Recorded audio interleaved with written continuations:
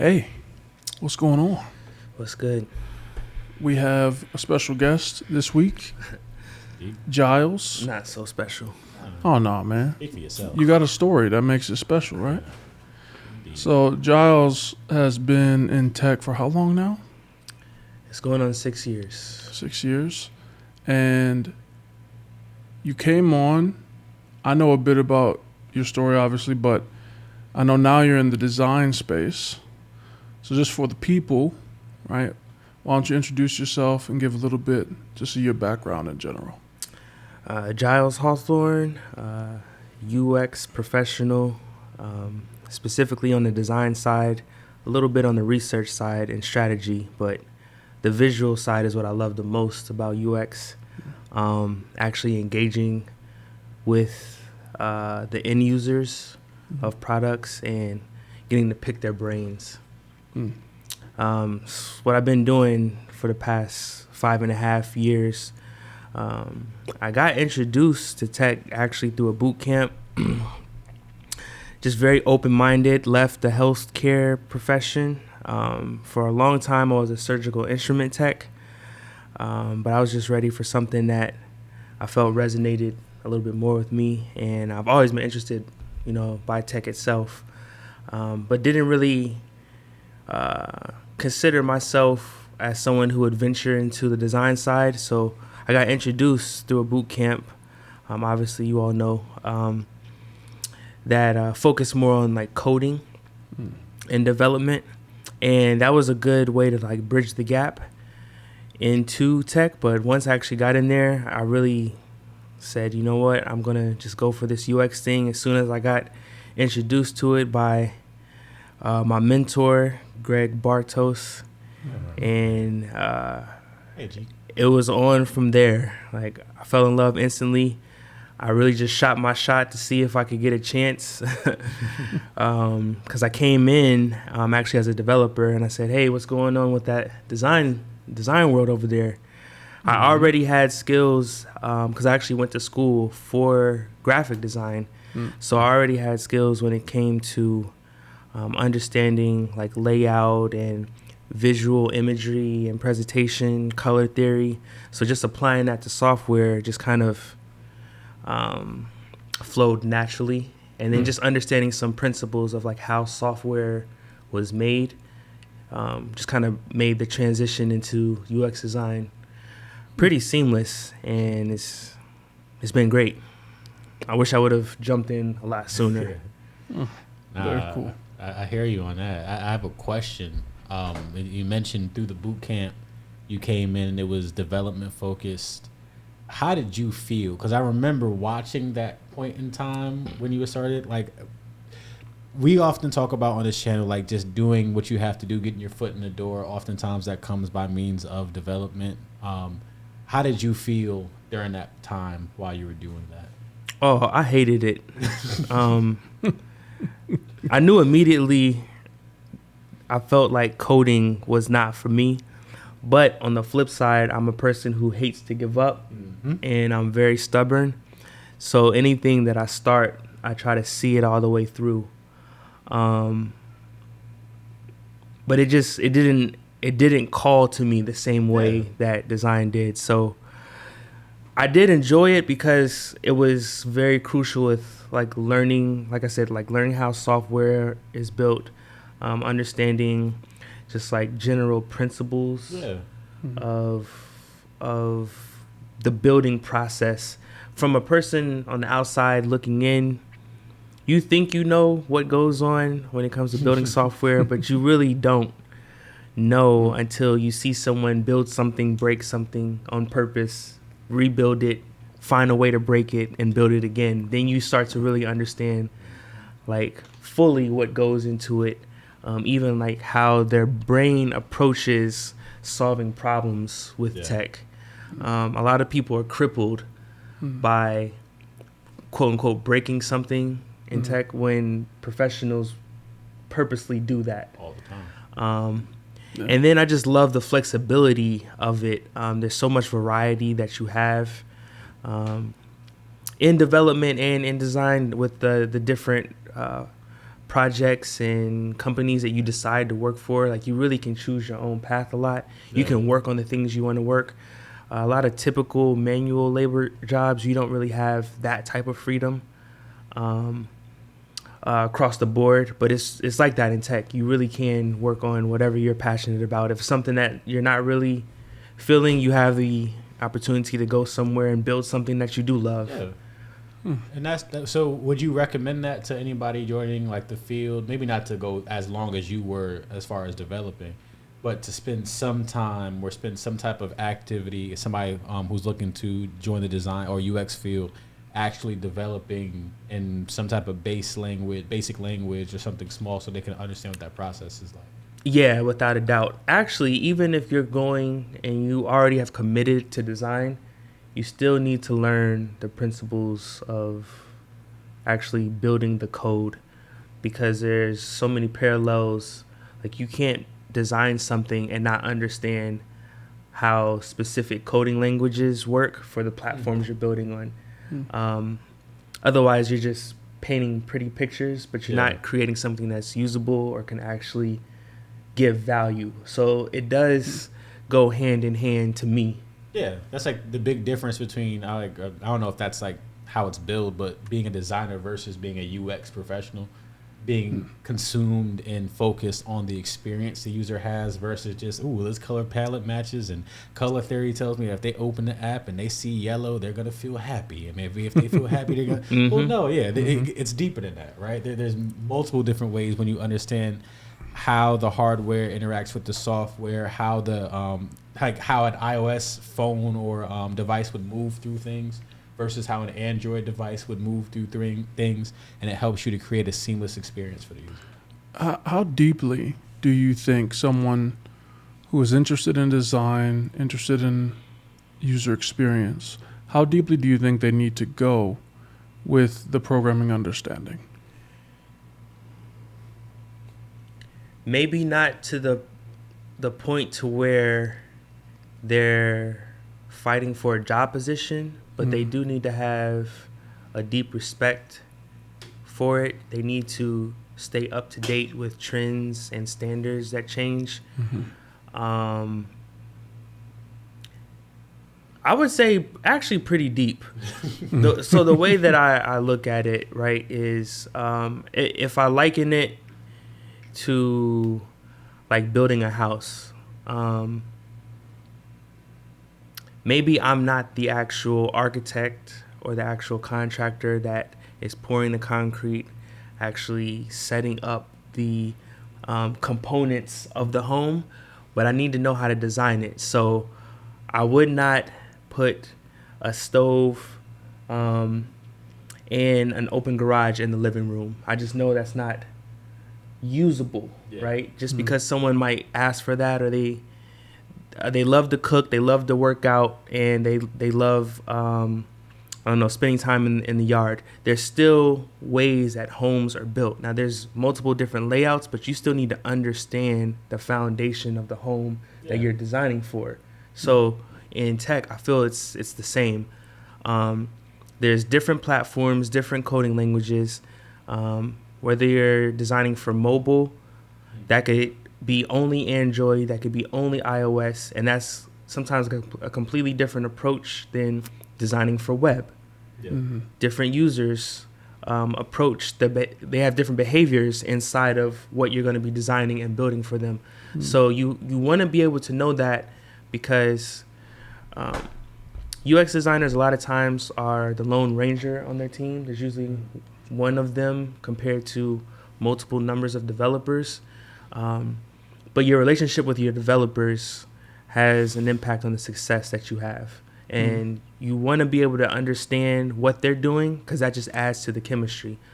Most developers have no problem actually helping you dive deep if there's something that you don't know.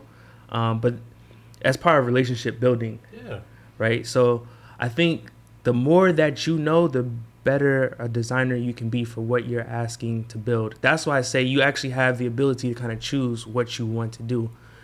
I wouldn't encourage someone to try to be like an all-around UX designer.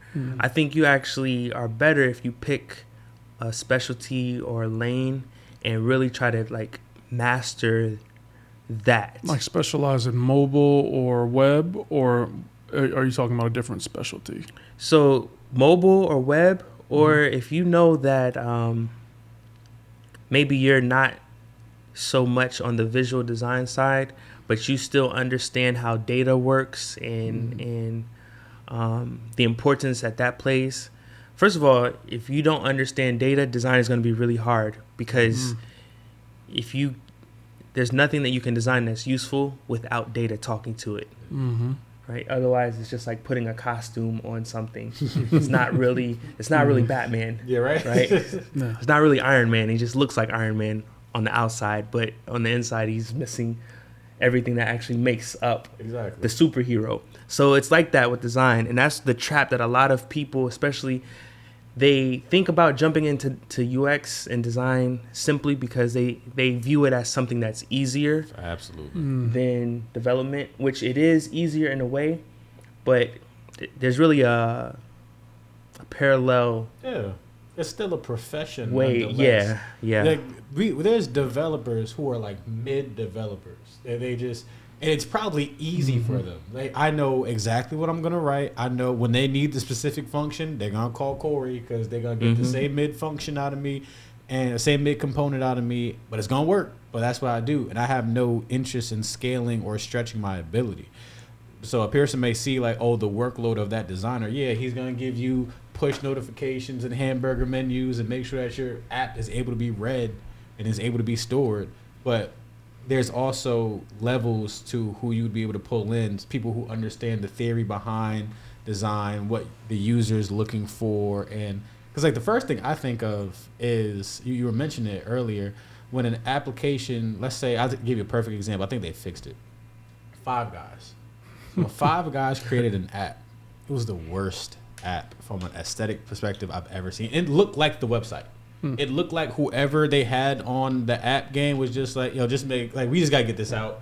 Shake Shack got an app. In-N-Out got an app. We got to make sure we got one too. Just throw it out there. And it was like these nasty, weird text fields. And it was just a whole, and I stopped. I was like, I'm not using it. I'll just go. I'll just call them. I'll just do something else. I'm not using this app. So I can only imagine there's people who feel that way, like that user experience can completely turn you away from a service if indeed it's not what we come to know and expect. 100%. I think it's interesting. I'm sitting here listening to this, right, because I'm not a designer at all. I've always been... No, you're a designer. You're just like a really bad one. Yeah, I'm really bad at design. Yeah. I mean, we're all really bad designers. Like, anyone care. can throw anything together, and you can throw a design together. It doesn't mean it's good. What do you want? It works. Do you not see the data? Something being functional, that's nice. But there's a lot more on top of it. And I've always worked with designers to help bring something that was functional to now something that is beautiful. And I think the designers really turned me on to this idea. It's something I carry with me in all of my avenues, even in tech, whether I'm presenting or building something or whatever, that they're, when something is beautiful, it has this knack for usually functioning better. Like if you understand foundationally and you start foundationally with how this is supposed to work, the value that it's supposed to bring, the piece of software we're building, that making it beautiful makes it more useful, more delightful, right? And better at executing on the foundational principles of what you're trying to accomplish in the first place. It's like this pragmatism through beauty. Beauty works better, I think, is the term that they use a lot. So I'm listening to you and I'm like thinking about these interactions. I've also worked with a wide variety of people who have said they're UX designers, like everywhere from you're really more so a front-end web developer saying you're a UX designer to like, I've never touched code ever in my life. And I just live in like Sketch and Adobe tools and like all that. And I think both types honestly have their place. I feel like if you get a front-end web dev that also has a heavy design background, that's probably cheaper for you than hiring two separate ones. But there is something to it. I didn't believe it. Early in my career, I was like, whatever. Like it it wasn't something that I cared enough about because I didn't see it have a very large impact on the things I was building. And there's something to be said for that up front. Like when you're building software and it's really functional, it's more back end behind the scenes. And yeah, it's not really as useful, but there's design there. That's also, there's also design there. It just looks a little differently than the design from what we're talking about, which to my understanding, correct me if I'm wrong, is like everything that I see on my screen. Any screen that I pick up, whether that be my phone or my laptop or my tablet, right? When I open up an application, if you have a good designer, I should feel it and see it as I'm interacting with the app, right? That's what I think we're talking about. And I feel like the positions, whether it be UX designer or just product design, I see that title a lot. Front end developer /UX/UI I see that too a lot, right? What are your thoughts on those different types of positions, and where do you kind of categorize yourself?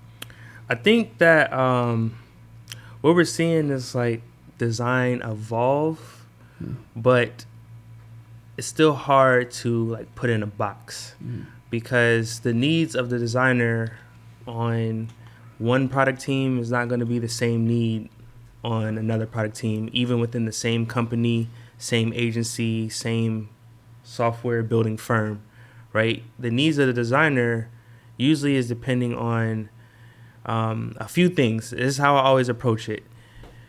The visual, that's what everybody sees. So when something is poorly designed, that can affect its usability. Then you have what's actually the problems that we're trying to solve, right? We're not just building to build. Everything is solution driven, at least with me. And then the third aspect of like being a designer, which I actually take a lot of pride in, is design goes further than what you can see, right? Even like processes are designed. So a lot of times for me as a designer, I might be in the room of conversations where ideas come up and maybe the devs aren't there yet. So not only am I an advocate for the end users, but I'm trying to protect my dev team too. Because a lot of times what people who throw those ideas have no idea how to build anything. And they don't always respect the work that goes into something actually being built properly, right? Sometimes they want just quick fixes and not building software that's scalable. And I have a thorough respect for the building process. So designing how you handle my dev team, that's part of my job. Like I take that very seriously. And I get a lot of surprises from that because I'm a very laid back person, but I call myself a quiet alpha. So you'll pull that alpha mentality out of me when I need to assert my power. A lot of times I don't abuse it, but I can't be like pushed over, especially when I know, my guys, my devs and girls, this is going to be a heavier lift than you think. This doesn't even add value. This is just something flashy, but this doesn't actually solve something. This doesn't actually add credibility to what we're trying to bring. This is not something that's going to be remarkable or memorable later. This is going to be outdated. So those are the things that I pay attention to as a designer. And then I have to put on many hats. That's what I think all those positions. It took me a long time to get back to that, but I think that's what all those product titles, those position titles, actually are trying to solve, right? Like, what are you actually helping? What way are you actually helping the team? What is the team actually asking of you? So you have a product that you're building and a team that you're working with, and processes. If I don't speak up on a lot of things, then sometimes young junior designers will get abused and won't even know it. And that's why I think you also want to go back to what I was saying, kind of want to understand, maybe not to be able to build code on the same level as a developer, but you need to understand at least what your team has to go through. You need to at least kind of have a gist of what's a heavy lift, what's very simple. Is it feasible? What is easy to break? What are some best practices for protecting the team from having to do a lot of rework or UX debt? Tech debt. A lot of tech debt comes because no one actually designed how you were going to work. Mm-hmm. So that's how I look at, like, there's always going to be a measure of tech debt. That's unavoidable. Absolutely. But sometimes there's a lot that's unnecessary, and that could have been avoided. Yeah. So if I'm the only member of a product team with stakeholders and product owners, I have to do a lot of education with them, and pushing back when the voice of my devs can't be there. Mm-hmm. So sometimes that's where I feel like the product designer, you're actually designing how the product is going to be built, not just the product itself, right? Mm-hmm. There's a lot of things that are asked of you, because a lot of times, like I said, there's only one designer for a group of developers, mm-hmm. and that's the transition that's kind of hard for some juniors that come in, because they primarily focus only on the visual side, mm-hmm. but they don't know how to push back. They allow acceptance criteria to be written that doesn't add value. Like I said, it doesn't actually solve problems. And then at the end of the day, you might get something that just looks good, mm-hmm. but it's not really usable. It doesn't really, bring a return on interest at all. Mm. That's interesting. I'm thinking as you're speaking, getting very philosophical. Mm-hmm. And I've been reading a lot more design-oriented books, because I think you're right when you say that design can really be spoken of at any part in any creative process, like regardless of if we're talking about software or not. And I see that in everything, even from the video creation stuff and anything that you try to do creatively. There are these fundamental design principles that continue to shine through, even if you're trying to organize people, processes, orchestrate technologies, etc. And it makes me think of the times where I've worked with designers, the good experiences, right? Like, I've had very good experiences where I work with a designer and they really seek to understand, like you're saying, the fundamental problem we're trying to solve. First off, I don't understand how you can make a design if you don't understand the fundamental problem we're trying to solve. B, trying to understand the limitations of the platform we're using, so like mobile or web or whatever, right? Understanding, hey, if you add too many of these CSS transitions just because it looks really pretty, like, we're probably not going to be able to add that up front. Like, maybe that's mm-hmm. iteration 2 or 3, whatever. Or on iOS, like certain the just design language of each platform. There's this different, it seems like, and I'm talking from the outside, but each platform, Android, iOS, web, has its own kind of design language you have to know, with its own limitations and all of that stuff. But it's everything. Like, the thing that I'm realizing now is that even when I'm doing software on the back end, I'm still taking a very design heavy approach. It's just talked about differently mm-hmm. in that world. Like, I have to think about, how my data is going to be consumed by mm-hmm. people, right? If I'm focused on writing APIs that expose data that are going to be consumed by my front end, even as a back end person, then I need to understand how it's going to be consumed, how it's going to be displayed, mm-hmm. and that affects the design of my APIs and affects what we do, right? It affects everything, all the way through the back end, database, everything. So having a solid design up front and understanding those problems and doing the user testing, it helps to avoid a lot of problems that you run into after you release the software if you don't go through that. Like, the alternative is, and I've seen it, and it's like works fine. You end up adapting. You're just a little stressed out, but you build something that you think will work, right? And if it solves a big enough problem, then people will use it. But they'll immediately say, I wish, hey, what's wrong with this? Why isn't this way? It'd be really nice if we had this XYZ, right? Because we didn't really ask them. We didn't really ask them what you really wanted. We just saw there's a problem. And if you didn't solve a big enough problem, no one's going to use it. You have to solve a big enough problem for even entry-level people to start using it in the first place. And now we have to go back and do all that design work that could have been done up front and actually been done by interviewing these people and trying to understand what it is they want to do and how they want to go about solving this problem. I think it's interesting, man. And I've also had some annoying experiences with with designers. So as a designer, you could be loved, by your coworkers, your peers, the devs that you work with, even like, the product owners and the users, or you could be hated. And a lot of times the ones that are hated, it's their own fault.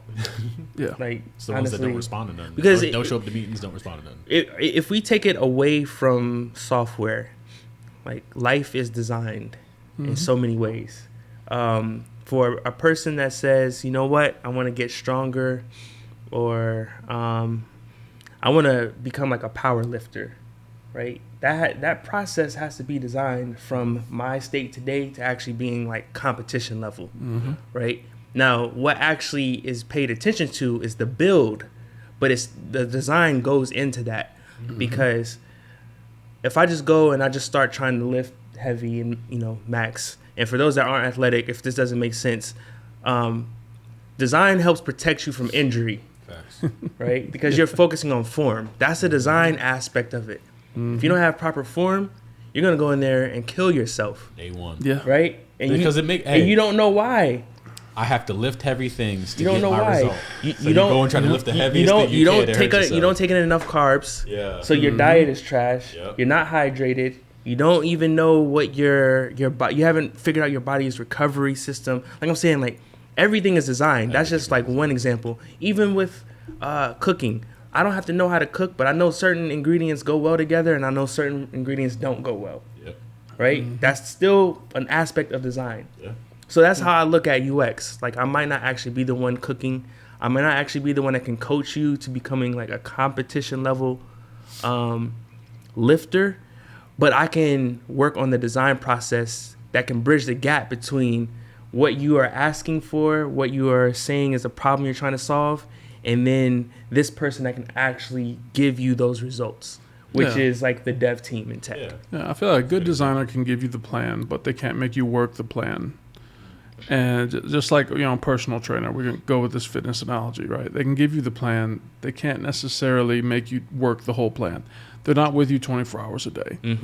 And I think the worst that I've seen with designers is people who think that because it's really easy as a personal trainer to know you can't make somebody work the plan, or you have no control over the actual outcome of them doing it. But I've had designers be like, oh yeah, this is really easy. They showed this prototype to some executives, and they told the executives, oh yeah, your dev team should be able to do this in a couple weeks or something. And then because they, 20 years ago wrote a line of code for whatever reason. And so now they come down and there's all these expectations, and now you have to go about dismantling everything that this person thought was true. And it's just like the best designers say, no, we did the research. We interacted with real people, real users. We understand what the dev team is trying to accomplish, what the business is trying to accomplish, even more importantly. And now we have this plan that outlines how we can go about doing that in a beautiful way. Cool. That's it. So now the team has to define how that work is accomplished and how long it's going to take and things like what's actually feasible and what's not, right? What should be put in version 1 versus version 2. The best designers understand when to be quiet about those things. And the worst designers try to I think just overstep. But I've only had that bad experience a couple times. Vast majority of the time, I think designers, having them is very valuable. Is a very valuable piece of the team if you can afford it. I want to ask a question. Have you ever had your feelings hurt as a designer? Like you just in the lab, you deep hoodie on, music on, you just design. You're like, oh, I'm gonna kill them with this one. And you bring that design to the stakeholders. They're like, nah, go back to the lab and work on it. No, so usually it's the opposite, right? Really? When you present something to people that aren't really technical, they fall in love very quickly.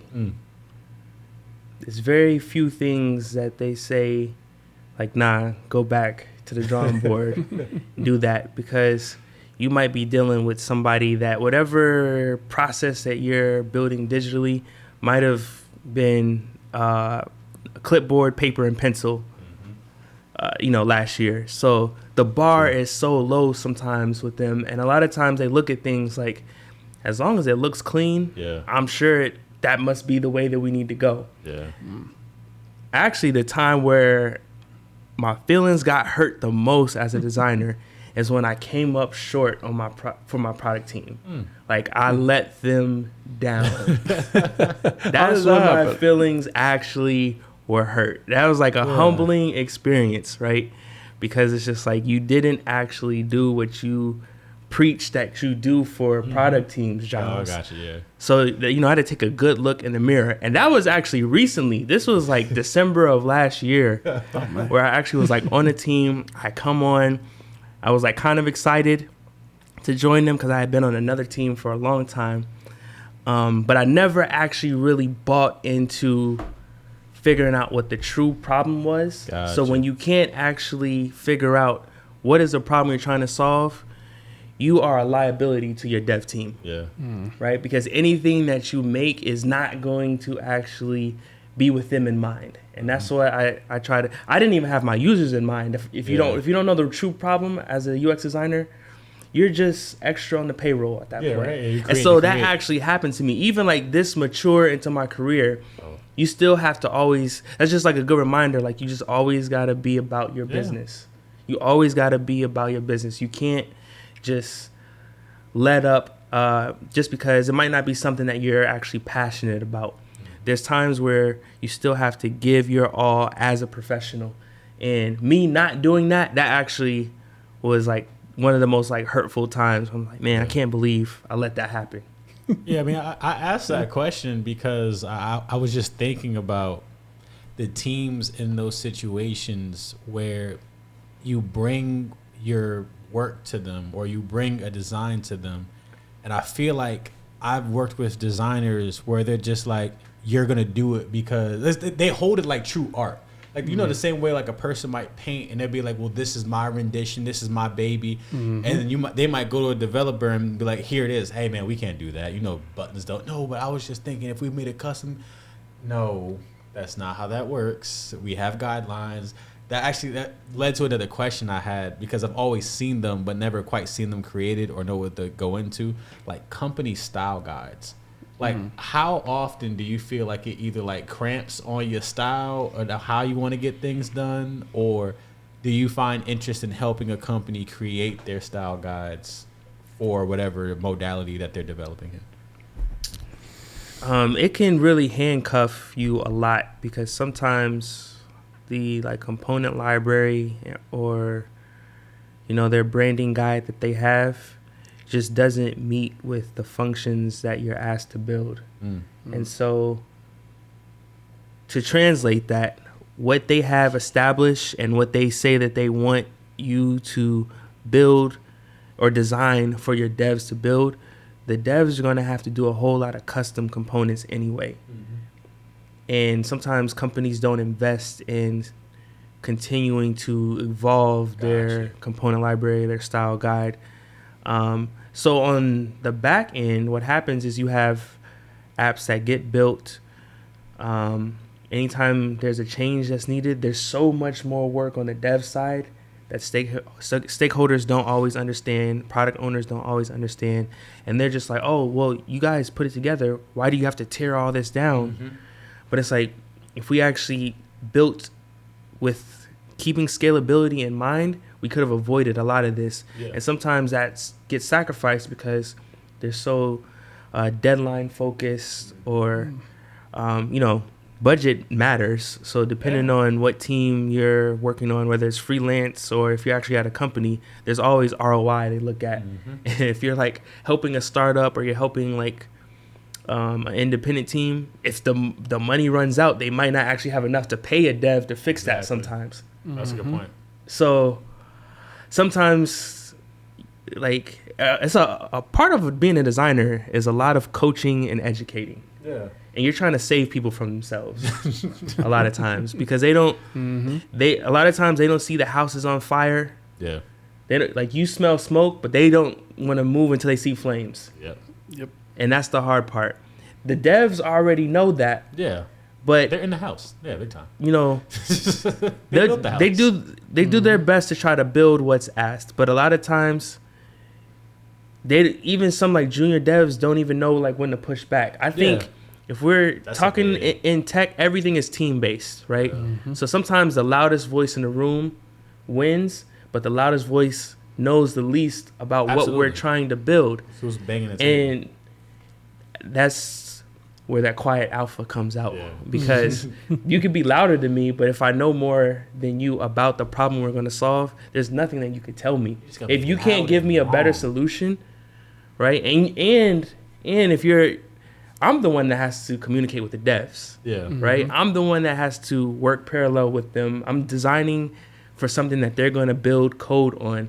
So I definitely am not going to let you just disregard their work, because that's where the money is. That there's anything. If I can design prototypes all day, it never turns into something that's valuable. Right? It's not valuable until it's actually built. It just looks pretty, right? So it's just like it's like an open house, but you don't actually own the home, but you can go in the open house and take pictures whenever and everything. you want. Yeah. It's like a really interesting thought, like you say that, because I ran into a situation today where we were like doing like a train assessment, and one of the topics that came up was our system demo, and the train has never had a system demo for all of the work that they do. And I asked him, I said, do you feel like this would be useful to you? He was like, well, I mean, by the time that you would show me this, like you would have probably already tested it and it'd be in production and you would have told me it was good. So like, I don't really know. I'm like, so you have no interest in seeing the money you spend physically in action? I said, trust me, Slippery slope. It takes work off my plate. If you don't want me to show it to you, I won't show it to you. I said, but we need to make this clear right now. Do you or do you not have interest in seeing the product visually, not just the JIRA ticket that says in production? And he was like, nah, I should probably see it. I was like, okay, cool. We can work this out then. But that's why I likened it to what you said. We're like, we can create wireframes and prototypes all day, but what does it mean until the software is working? What does it mean until it's in the hand of the user? Absolutely nothing. Like if we go back to fitness, right? How many people on social media are flexing for social media, but not actually like helping their bodies? Indeed. Right? Yep. That's basically all prototypes are, right? Yeah. Oh, I can go in and say I'm going hard in the gym. You'll actually see me lifting something, right? But I might be the weakest person forever. I just never actually like develop my body into any type of strength carrying organism, because all I care about is what looks good in front of a camera. I got some fire gym clothes. Yeah. I got some fire gym clothes. Got all the Lululemon Fabletics. Oh wow, not the Fabletics. When you go to the gym, right? Like the people that match and stuff. Oh, drives me insane. Right? Like the real beast of the gym don't talk to anybody. Nope. They never look in the mirror to see who's looking at them. Nope. They don't care really about their surroundings unless you are messing with their plates or you're trying to take a bar or something. Then you'll, unleash the beast out of them. But a lot of times that person came in with an agenda. Yep. They stayed focused on that the whole entire time. They did their workout and then they left. They did not care. You won't even see a phone. Yeah. You really don't even see a phone by those that are really about it.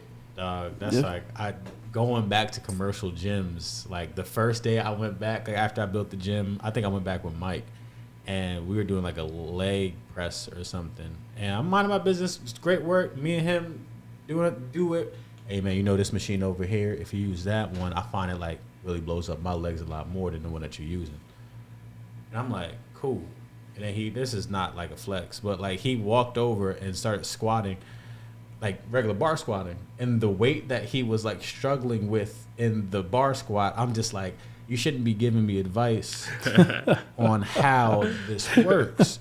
So it drove me absolutely insane, because I'm just sitting there like, dog, I don't like. I mean, did they at least have big quads? No, He didn't even have big quads. Absolutely, and y'all know, like Oh man, I'm not the person to be talking to about quad size. So I'm just like, dog. Go do your work, man. That's tough. So Come here and leave. that Stop talking to is me. those designers that are telling stakeholders like this will be easy to build. Right? That's them. Yeah. Really don't know what you're talking about. Yeah. But Ain't no because squat, man. because you're inflated at that point, maybe you have an audience, maybe you've already had people buy into whatever you're saying. You're really just gonna say whatever to appease them and then hope that it works out. That's really all you're doing. You don't even know. And I feel like a lot of the designers I've come into contact with are overworked anyway. They're on 6 different product teams and they're just kind of churning out what they can based on those like style guides. And I feel like there's always like the one like rogue rock star, like we want him or we want her. Like we got this new product that needs. I did have my favorite designers for sure. Yeah, 100%. That you fight for. Yeah, but like outside of that, I feel like I'd be having like 5 or 6 different projects at a time, and it's tough to kind of work that in. So for anybody that is not into the UX world and you're thinking about it, that is one of the cons of it, is that a lot of times there's a lot of context switching because your time on a team, your days are numbered, right? You're there a lot during the beginning, introductory, like research, strategy, information gathering, acceptance criteria gathering. Then you help actually like design the visuals, even play a part in change management with helping with like the rollout sometimes. And then once you've given the devs what they need, you really don't have a whole lot to do other than like your UX audits. Gotcha. Making sure if there is like brand guidelines, you're the one that usually checks that, make sure things are pixel perfect. That's not really a dev's responsibility. A lot of times the seniors can do that, but they might bring a UX person like back on once it's ready to go to prod. But a lot of times you're about 25% to 50% on multiple teams. It's very rare you're 100% on a team unless it's like a startup or a large product. So for the people that do and are interested in getting into it, I got a few questions. These are things I don't know. So like I want to know. Like, what's the number one thing if you're trying to learn UX design that you should learn? What's the first thing you should learn? I think the very first thing is how to talk to people. A lot of people just don't know how to communicate, and communication is a big part of UX. So number one, you got to know how to talk to people in a respectful manner, because respect given is respect earned. But then also too, you have to be able to communicate and convey ideas, the whys to your decisions that you made, because you could just anybody can make something that's pretty, but actual good design, there's reason behind why you chose to do certain things, or why a flow goes a certain way, why you chose to use certain components. You have to be able to communicate the whys. So I think that goes a little bit deeper than just the visual aspect. A lot of people pay attention to the visual because you want to have a pretty portfolio, you want to have like a nice website, and design is always thought of as visual first, but interaction skills, like knowing how to interact with people, knowing how to communicate is very important. And then being a good listener, that's a skill that you need to have. The time where I told you that I failed, I was not a good listener during that period of time. And that was, like I said, I was 4.5 years into my career. So I've already been doing that, and then I wasn't doing that. And then that's when my team suffered because I wasn't a good listener to the problems that we really needed to solve. What actually was being requested. So I think, knowing how to talk to people, knowing how to communicate your thoughts and your decisions is very important. Visual is important. Being able to stay focused. Those are like the 4 main things that I would make sure you have very good balance of. Got you. No, that's very insightful. I appreciate it. So, what are the top three, you would say, like technical tools in your toolkit that you use as a designer?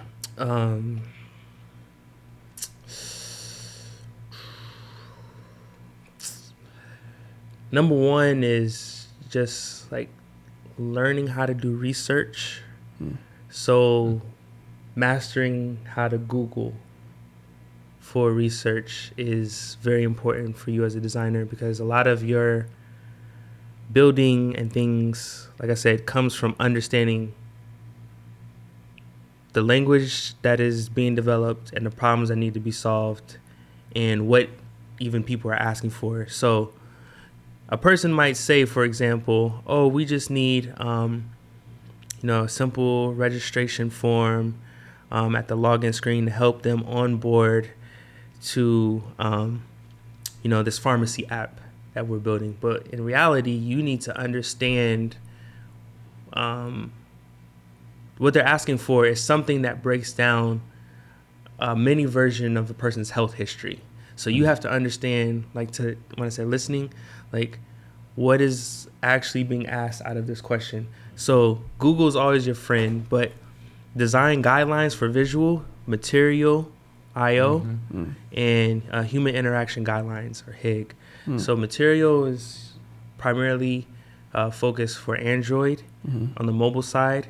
Then you have Angular material for like desktop. Then you also have HIG, or human interaction guidelines, which is primarily iOS based. So those are like the sites that I have bookmarked. I go to them.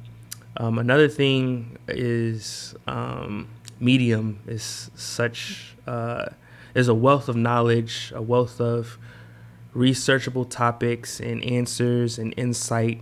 That's really good for design, because design, you really need to be open-minded. You never really should be so focused on like my way or no way, because you have to understand that failure is a part of your growth too. So being able to dive deep into a subject and have enough focus to pull out what you need, that's what I use Medium for. Gotcha. And then a third thing that I really love is User Zoom, because that's where you actually get to get feedback with the things that you design with actual users. That's dope. And a lot of times that goes into like the prototyping and building up the mock-ups before things are actually developed. You can really save your team, your company, your startup a lot of wasted time. Time is more valuable than money to me. So sometimes they only look at the dollars that are spent on the build. But if I can save, like I said, if I can save my team from having to do any rework or future work, or if we could isolate what does work or what doesn't work ahead of time, I try to use that. And that's where feedback, interviews, surveys, that all is like very important. Visual design is actually the easiest part of being a UX designer. Right? What tools do you use specifically for the visual design aspect? Figma is king right now. Yeah. Figma just runs because it allows you to collaborate with your devs. Very, very easy. I think that anything that's collaborative is good for me. So I love Figma. I use Adobe XD. It's not really my favorite. I use Sketch. It's not really my favorite. Axure I really like for the control that you have, but there's a very large learning curve with that for anybody that's wanting to be invested in UX. So if somebody was new, I would tell them really just pick one and master it. If it's a job that's like, oh, you need to know Figma, there's tons of videos and things that you can learn how to do. But I would start with Figma probably first. Do you find like any like certifications being useful? I feel like Google has like a design certification that I was talking with somebody about. So I think certifications do play a part. The thing about design, it's a show and prove industry. So you could have somebody that has no certifications and, no college degree, but they're very good at working with people. They're very good at understanding problems, and they are very good at the visual design aspect.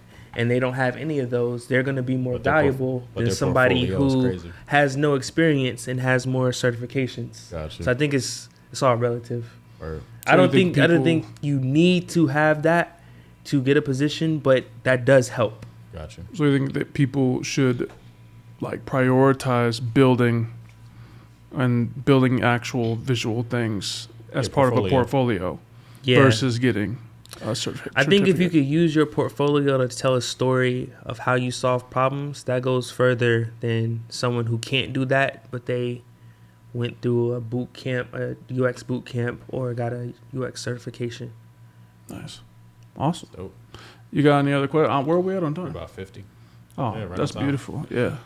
Anything you'd like to say to the audience or any people coming up before we sign off?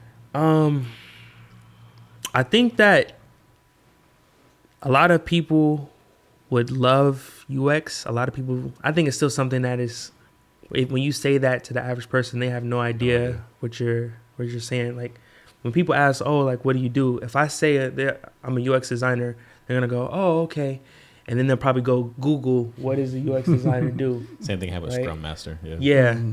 So a lot of times I just tell people that I solve problems and help make devs' jobs easier when it comes to building software. Awesome. Gotcha. I actually do have one more question. What do you typically find being the pay range for entry-level UX designers? So that's relative too. People ask me this all the time, right? Like when someone asks you your salary, what do you put? I always put $1 million because they just might say yes. Right? They just might say yes. Yeah. No, so what I'll say is for design or any position in tech, right? I think the salary is really dependent on the value that you can bring. Yeah. Now, if you're able to show that you are worth a certain amount, I've come to find out, like from early in my career, I was shortchanging myself. Gotcha. But understanding the value that you bring or your actual worth as a designer, you can ask for more. You can write your own ticket. Right? So seeing 100K is not really that surprising or far-fetched. But just as with anything else, if you're asking for that amount of money, you better be able to provide that amount of work. Absolutely. And you got to be consistent. You got to be consistent because you're going to want to be able to negotiate higher next time. More and more. Yeah. You should negotiate. Negotiation should always be a part of your salary conversations anyway, right? You should never just take the first number. That's my own personal opinion, right? Because if you offer me something, that means you have more. I know that. I know that. That's just negotiation. I agree with that with very, very few exceptions. There's been times where folks, they just come at you with a crazy number because this day I'm like, you're like, okay, what? Like this doesn't make any sense. But I think you kind of have to have some experience to even understand if it's a crazy number. So having a general rule of thumb of just like negotiate, I think is pretty good. I always have an idea of what it is I should be making before I go into a role because, and I make a point actually on LinkedIn to reach out to other people that are in that position already to get an idea of what the range should be based on their experience. So I'm glad you mentioned that because you should always be doing that. I feel in tech. Yeah. I feel like you should always be doing that in tech. Because you can't just go based off of what they tell you should be making. Now, sometimes there's variables, right? Because a UX designer at this company versus UX designer at that company, this one might pay a lot more, but they're asking you to do a whole lot more. Mm-hmm. Or you might be the lone designer in a company of 50 people. Exactly. Right? So that's going to be different than if you know that you're going to have a design strategist with you and a design researcher to do all that work, and you really only got to do the visual side. Then you can understand why they are offering less salary-wise. Yeah. But it's all about what you really want. Yeah. That makes sense. Awesome. Well, hey, we appreciate having you on. I appreciate you. This is a good time. I learned a lot. It was great. We'll go ahead and see y'all on the next one. Like, subscribe, comment, all that fun stuff. We appreciate y'all. See you in the next one. Yes, indeed.